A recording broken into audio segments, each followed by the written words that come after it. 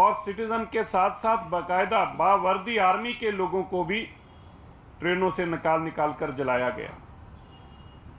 ऐसा मंजर इससे पहले शायद हिटलर के ज़माने में किसी ने देखा हो, लेकिन वहाँ भी गैस चैम्बरों में बंद करके मारे गए थे। सड़कों के ऊपर इस तरह का कत्लेआम शायद ही हिस्ट्री में किसी ने पहले देखा हो, जहाँ 8,000 से ज़्यादा बेगुनाह सिखों को मारने के बाद राजीव गांधी बड़े फख्र से दिल्ली की राजधानी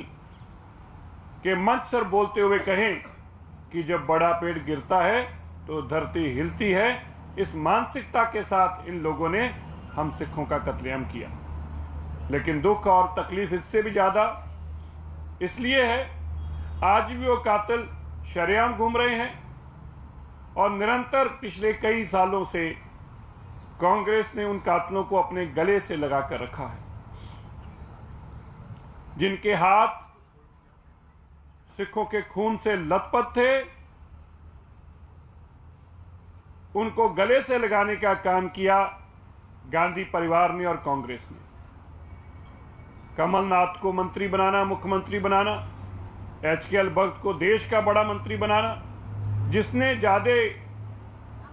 सिखों की गिनती गिनाई,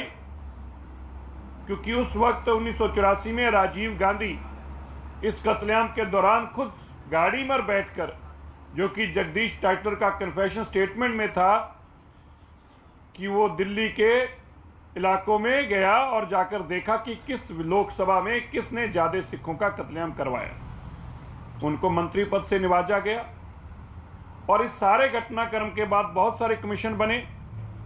बहुत सारी कमेटियां बनी, ट्रूथ फाइंड कमेटी बनी, कमीशन बने, और इन कमीशन और कमेटियों की रिकमेंडेशन पर जब 2005 में नानावती कमीशन ने रिपोर्ट जनतक की और वो अगस्त 2005 में पार्लियामेंट में डिस्कस हुई, टेबल हुई, और उसमें नानावती कमीशन ने, जो नरूला रणजीत सिंह नरूला कमीशन ने भी कहा था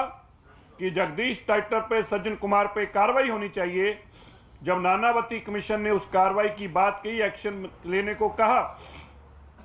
तो डॉक्टर मनमोहन सिंह जी को जहां माफी मांगनी पड़ी, वहां ऑपोजिशन के दबाव के चलते सोनिया गांधी को टाइटलर से रिजाइन लेना पड़ा। अगर कांग्रेस इस बात से वाकिफ है, 1984 के कातिल से 2005 में रिजाइन लिया जाता है, उसकी टिकट काटी जाती है, तो जब उसको तब हटाया जाता है तो उसके बाद उसको गले क्यों लगाया जाता है? हमें लगे कि कांग्रेस के अंदर बदलाव आ गया, क्योंकि गांधी परिवार तो कभी इन कातिलों से दूर रह नहीं सकता। उस वक्त की रणनीति बनाने में सोनिया गांधी, राजीव गांधी